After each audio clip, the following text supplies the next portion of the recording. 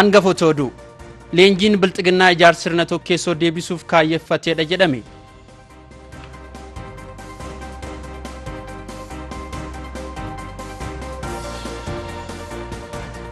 Kabaja ayyaana irreechaa irratti murtoo abbootii gadaa ejjennoo sirriidha jedhame.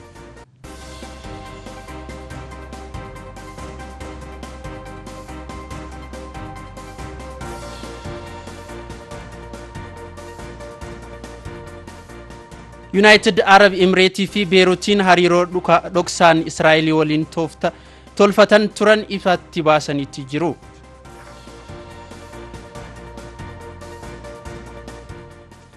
Ashamaar kafuun kabajamtoota daawwattoota keenyaa kun DW International sagantaa afaan Oromoo irraa oduu kana qabadee isin dhiyaadheera. Odooliin an Khalid Abdul Fattah isin faana tura. Oduu jalqabaatiin eegalla. Walta'iinsa humnoota federaalistii Itoophiyaa guyyaa irraa humnoota siyaasaa waldaalee siivikii akkasumas sabaa fi sablammoota biyyattii fi dhaabbilee idil addunyaa waamicha nagaa biyya nageessu godheetti jira. Dabalataanis Itoophiyaa balaa bittinnaa ofii diigamuu irraa baraaruuf qaamoleen dhimma biyyattii ilaallatu hundu waliin akka qabsaan gaafateetti jira. Bal'ina oduu kanaa akkuma nu ga'een isin biraan geenya.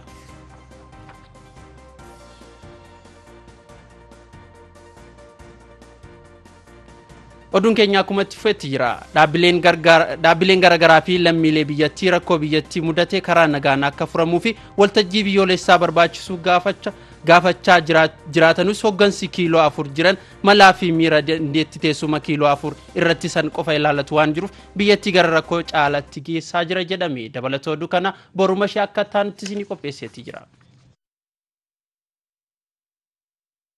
Rakkoo biyya tana mudatee fi qaamoleen dhimmi Itoophiyaa na ilaallata jedhan gadi ta'anii akka mari'atanii fi hoggansi kiiloo 4 jiru kunillee ammoo waltajjii marii waliigalaatiif barbaachisu qopheesse qaamolee akka diinaatti ilaalee fi warra dhimmi biyya tana ana malee isin hin ilaallatu jedheen hunda isaanii kan ukkaamse hundaayyuu akka dhimmi biyya tanaa isaan ilaallatu amane waliin gadi taa'ee akka mari'atuu fi paartileen siyaasaa jaarsoleen biyyattii abbootiin gadaa hawaasni biyyattii fi dhaabbileen dantaa biyya tanaatiif dhiphatan hundi akka hawwan beekamaadha. Haa ta'uutii malee hoggansi Dr. Abiy Ahmed Ali akka mootummaa darguu qabsoo ummataatiin eegii kiiloo 4 qabateen duuba hanga dantaa ummataa hin tuqinitti deeggaramaa turullee gaafa dantaa ummataa tuqe garuu akkuma deeggaramaa ture san mormamanii ifiifuu ammaan tana jibbatame nurraa gadi bu'i jedhame abaaramaa jira. Dr. Abiy illeen naqanii hiyyaasan waan jedhe fakkaata. Mormii ummataalle gurraanu hordachuu didatee jira. Ummata mormii isaa bahe akka baala mukaatti harcaasuu eegaleeti jira. Waadaa tanaan dura galee ture hunda waakkate warra gara angootti isa fidan kaan ukkaamse kaan hidhee kaan ammoo dhabamsiisuu hojii bu'uuraa isaa godhate garee muraasaa fi ergamaa ta'ee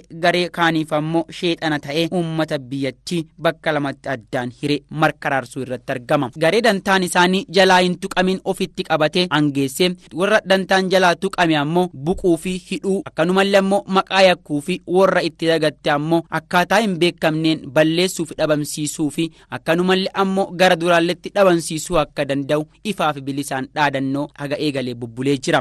Dhaabbileen idil addunyaa fi lammiileen biyyattii hundi mariin waliigalaa akka barbaachisuu fi yaanni hoggansa oojjuu halkaniitiin gara angootti dhufee fi yaada oojjuu nama dhuunfaatiin masakamu kun qofti biyya tana akka hin ceesisnee fi akka hin tasgabbeessine arguuni mariin waliigalaa akka godhamuu qabu gaafataati jiru. Dhimma filannoo biyyaalessaa ilaalchisee koronavaayirasii akka sababaatti kan fudhate hoggansi kun dhibeen koronavaayirasii ammoo sababa ta'uu akka hin dandeenye filannoon naannoo Tigraay mirkaneesseetti jira. Hiriirri mormii hoggansa isaa fi bahamaa jiru iyyuu gaafa gootichi Oromoo artist Hacaaluu Hundeessaa ajjeefamee fi hiriirri mormii isaatiif magaalaa Finfinnee dabalatee akkanumallee immoo guutummaa Oromiyaa irratti taasifamee fi ammaan tanallee taasisaati jiru. Rasaasa isaa caalaa koronavaayirasii uummata biyyattii balleessuu fi fixaa akka hin jirre raggaasisee jira. Nagaa biyya tana deebisuu fi humnaa fi tuffii dhiisanii akka gadi ta'anii mari'atanii fi waltajjiin marii kanaaf barbaachisu ammoo akka qophaa'uu qabu lammiileen biyyattii fi qaamoleen idil addunyaa hedduun illee gaafachuu irratti argamu. Hoggansi Dr. Abiy Ahmed Ali akka paartileen siyaasaa jedhanii fi warri isaa mormanii fi akkanumallee ammoo uummattoonni biyyattii fi lammiileen biyyattii siyaa'ina siyaasaa irratti qabani hanga fulbana 30 qobatti bu'uura heeraa akka qabu dubbataa kan jiran yoo ta'ellee hoggansi Dr. Abiy Ahmed Ali ammoo akkaataa amma imalaa jiru kanaani heeruma bu'uura aangoo isaa dhoogu kanaayyuu marii lammiilee biyyattiitiin ala heeruma biyya tanaatu if duraa dhidhiinse bu'uurummaa isaatu dhooguuf jira laataan gaaffii fi shakkii gabaasa kennaa ta'a. Leenjiin paartiin Biltsiginnaa miseensotaa fi deeggartoota isaatiif kennaa jiru hoggantoota ija qabanii fi uummata bal'aa burjaajeessuu akka ta'e hayyoonni Oromoo himani. Leenjiin paartichaa kennan jiru namoota paartichaa wajjin imaluu hin dandeenye karaarra maqsuu fi sirna tokkeessoo durii hojii manee ta'ee hafee jiru deebisuuf kaayeffatedha jechuun hayyoonni Oromoo turtii Oromiyaa miidiyaa neetworkii waliin taasisanii dubbatanitti jiru. Bal'ina oduu kanaa ergaa lamgishin. Paartiin Biltsiginnaa miseensota isaatiif leenjiin kennaa jiru leenjichi dhugaarra kan jal'atee fi uummata burjaajeessuuf yaalii taasifamu ta'uu hayyoonni Oromoo Dr. Jamaal Heebanoo fi obbo Ziyaad Abdullee turtii Oromiyaa miidiyaa neetwork waliin godhaniin ibsanii jiru. Warri miseensa PP taatan deeggartoonni PP yoo jiraatan kan dhugaa Oromoo taatan yookiin ammoo kan namooma qabdan waan kana akka dhageettan barbaada. Tuffiin jiru maali?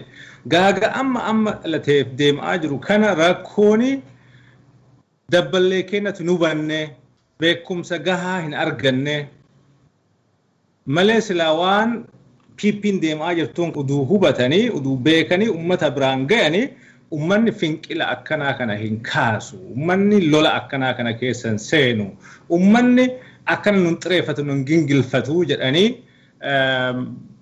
isin dadhabdoota jedhaa jiran miseensotaan dabballootaan isin warra waa galanii fi miti warra waa beeku miti jedhanii mataa isaanii qaruuf deemaa jiranii jechuudha. Kana dokumentiin kun wanni yeroo ammaatitti barbaachiseef kana akka gaarii hubachuun barbaachisa. Obbo Ziyaad Abdulleen gama isaaniitiin leenjiin kennamaa jiru dhugaa Itoophiyaan keessa jirtu awwaaluuf gocha socho'amaa jiruu fi madaala sirriin yoo ilaalame biyyattiin kufaatii fi karaarraa maqtee jiraachuu fi garaagarummaa siyaasaa fidanii yoo araarsuun hin danda'amne biyyattiin gagga'ama cimaa keessa seenuu akka dandeessuu fi leenjiin kun namoota aayidiyoolojii yookiin ilaalcha adda qaban maqsuuf kan kayyeeffate ta'uu himanii jiru.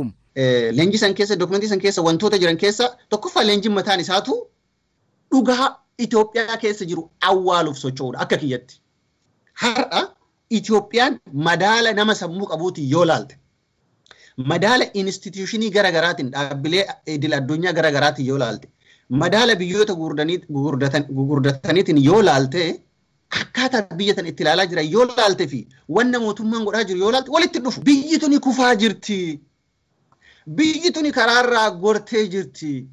State collapse isin mudatu danda'a waan jedhu irra deddeebi'anii dubbataa jiru. Dhimmi nageenya wal qabatee Oromiyaa keessatti jiru waan eenyumtuu haaluu hin dandeenye. Jarri miidiyaa Oromoo haa uguran malee har'a waan Oromoo ka dubbatu miidiyaan tokko lamaa miti. Addunyaa mara warga'ee jira. Dhimmi Oromoo ajandaan Oromoo waan beekamuuf jechuudha. Ajandaa soolidii waan qabuuf jechuudha. Achi keessatti dhimmi seenessuu burqaan isaa aayidiyoolojii hordofamaa jiru. Aayidiyoolojiin hordofamaa jiru ijaarsi biyya tanaa ka Minilik eegale suni hin xumuramnee sakaalamee jira. Kanaafuu isa xumuruu qabnaadha. Wanni sabaaf sablammoonni biyya sanii guutumaan guutuutti dura dhaabatan ilaalcha fokkataa kana Itoophiyaan guddoo hin turre. Sarbamiinsa mirga namoomaa fi dhaabbilee ogeeyyii seeraa irratti raawwatamaa jiru gocha heera biyyaa cabsee akka ta'e himame. Dhiibbaan dhaabbilee seera mootummaa irratti raawwatamaa jiru yeroo furmaataa tamtamaa hin arganne gaagama siyaasaa biyyatti gama sadarkaa guddatti geessaa jira jechuun ogeeyyiin seeraa himan. Dabalataanis jijjiiraannootti mootummaa taasisee murtoo mataa isaa akka ta'e ogeeyyiin seeraa turtii taasisanii dubbatanitti jiru. Dabalata oduu kanaa qabdu.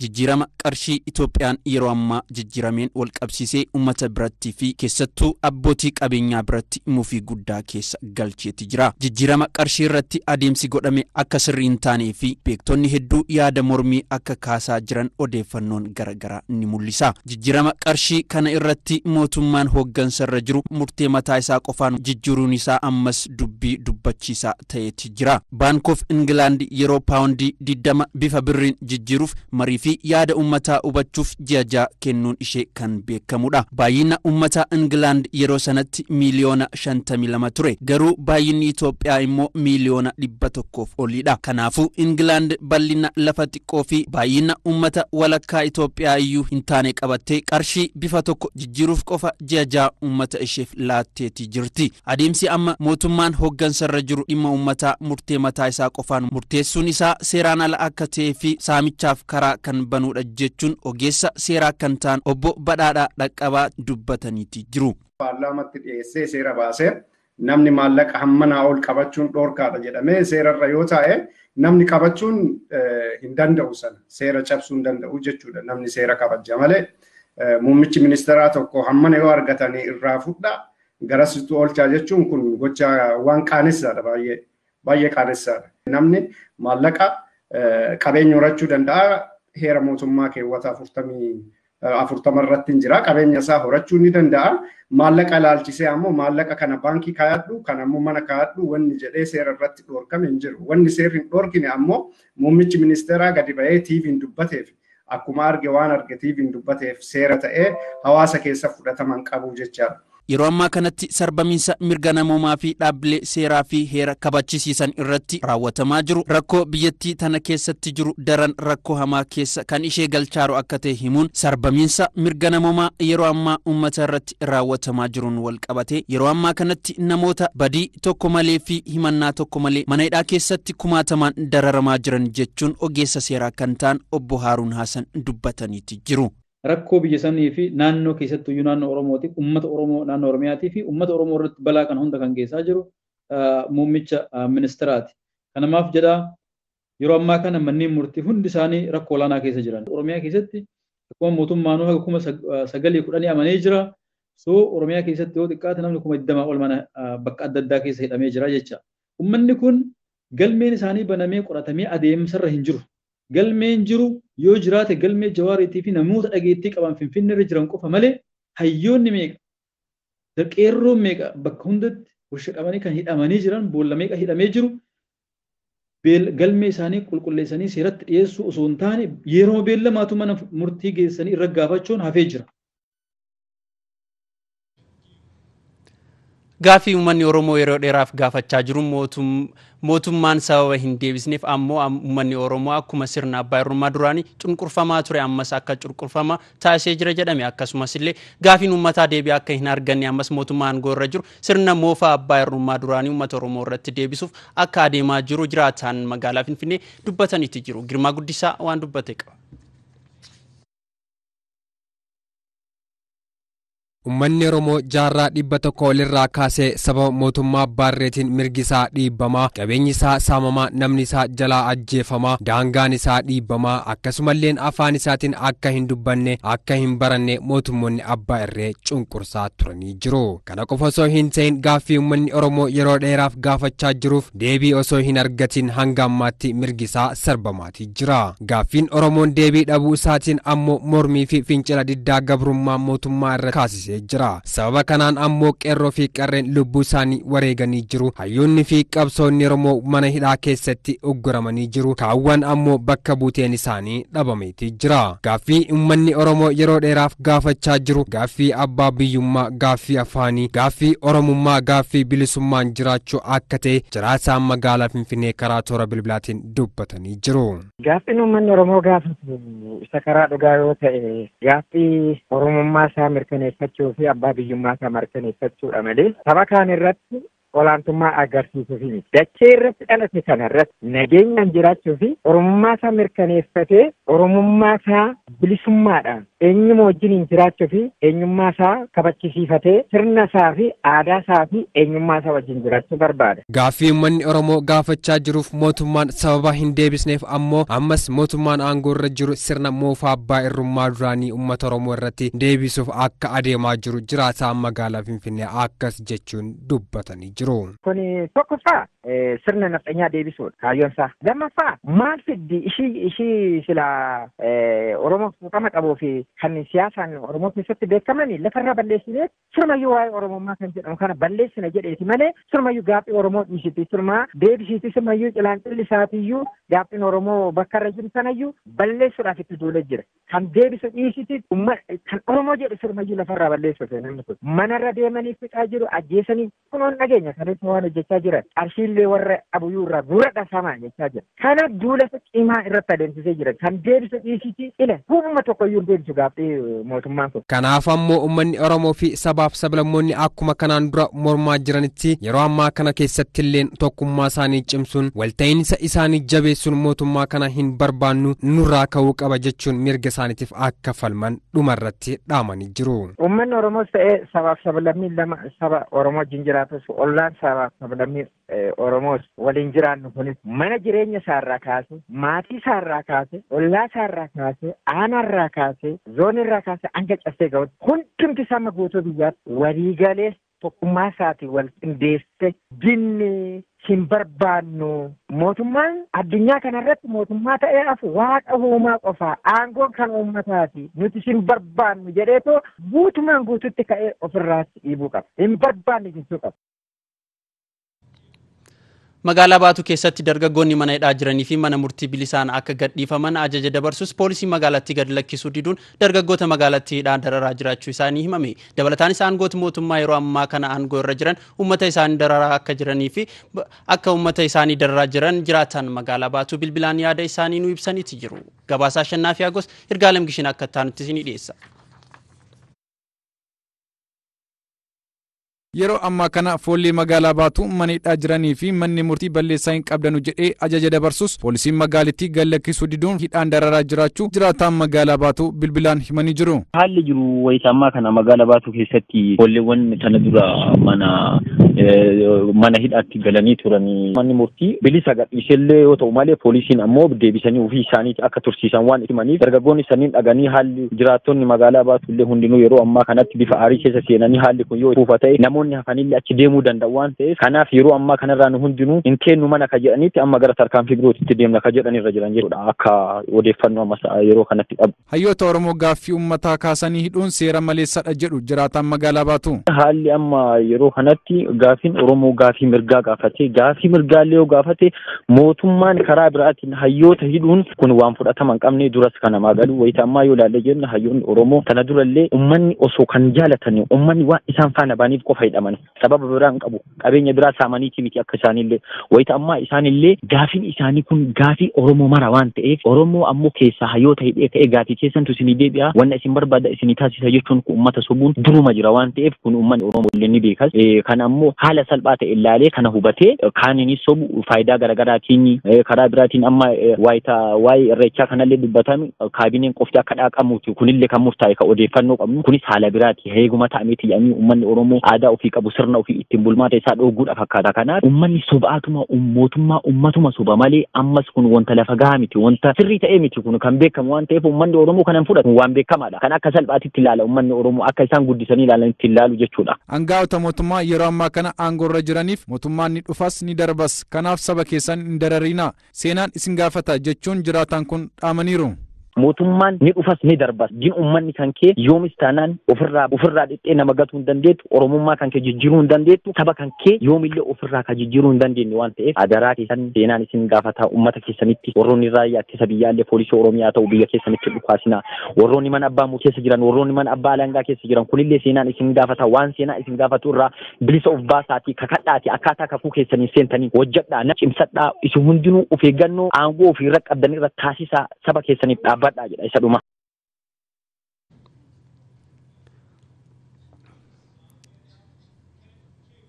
kabajamtoota daawwattoota keenya kana amma isin dhiyeesse Biniyaam Gaaddisaati oduu taanutti ceena ayyaana irreechaa bara 2003 akka hin kabajamne mootummaan aangoo irra jiru COVID-19 sababeeffachuun shiira garaagaraa xaxaa jiraachuusaa abbootiin gadaa murtoo kenname kana nama boonsuudha jechuun obbo Zaak Duubee keelloo miidiyaa waliin taasisanii dubbatanii jiru askaalachaa daana dabalata qabdi.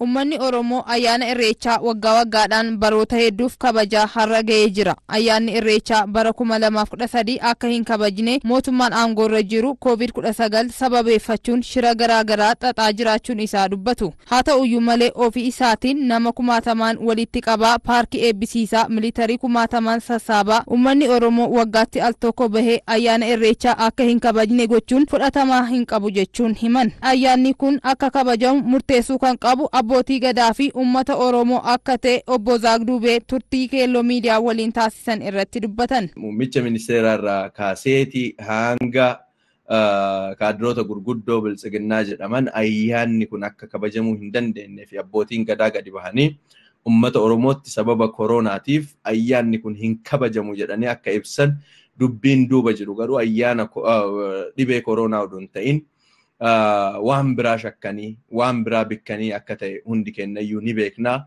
Egaa Oromoon ayyaana kana kabajachuudhaaf duris isaan irraa eeyyama hin eegu, ammas eeyyama isaaniitiin hin kabaju. Fuulduras eeyyama warra siyaasaatiin odoo hin ta'in abbootiin gadaa specifically taaskii kana enforce gochuudhaaf yookaan waan kana raawwachiisuudhaaf Oromoon bakka adda addaatti sirna gadaa isaa hordofee filatu hin jira. Haala mijeessuu irratti koreen waan barbaachisuuf haala bakkee san jiru tolchanii eeguu irratti rooliin abbootii gadaa inni guddaanu ayyaanicha irratti argamanii ayyaana sana kabajuudhaan dabalata. Waan san fasiliteet godhuudhaan ala murteen waa'ee Irreechaa murtee uummata Oromooti, murtee qeerroo Oromooti, murtee qarree Oromooti, murtee foollee Oromooti. Ayyaanni Irreechaa bara 2013 akka kabajamu karaa abbootii gadaan murtee taasisan kan nama boonsuudha jechuun dubbatan. Kanaafuu uummanni Oromoo dararaa fi roorroo irra gahaa jiruun hanga fulbaana 25tti yoo gahe sanaan booda mootummaan aangoorra jiru biyya bulchuu hin danda'u. Kanaafuu uummanni Oromoo hanga mootummaa biyya bulchuu filatuutti abbaa gadaatiin akka buluu qabu obbo Zaagduubee turtii keelloo miidiyaa waliin taasisan irratti dubbatan. Qaama qopheessuu qaban qopheessanii caasaan siyaasaa wanti jedhamu heeraa fi seerri biyya sanii fulbaana 25 irraa kaasee mootummaa Abiy Ahmed expire godha. Duraan illee filatamanii hin dhufne ni beekna. Garuu immoo amaanaa uummataa at least sa'aatii transitionii kana nu ceesisaa jedhamu itti kenname. Waadaa sana erga gananii turaniiru akka gananittu haa turanii. Oromoon akkuma ta'e ta'ee qabsaa'aa, du'aa, ajjeefamaa, hidhamaa, roorrifamaa akkuma ta'e ta'ee hanga fulbaana 25 ni geessa.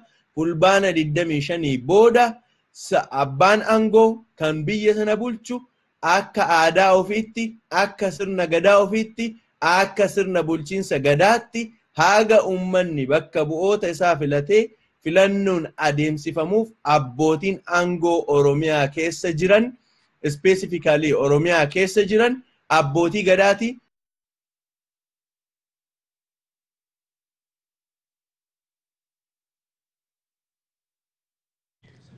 Kabajamtoota daawwattoota keenya oduusaa kana hanga amma isin biraan geessan kaallee fudhataa ture. Oduu isin qopheessine kan hanga amma daawwatan turte waan daawwataniif galata guddaa qabdu. Halkan gaarii isiniif hawwina. Qophiilee afaan waliin turtii gaarii.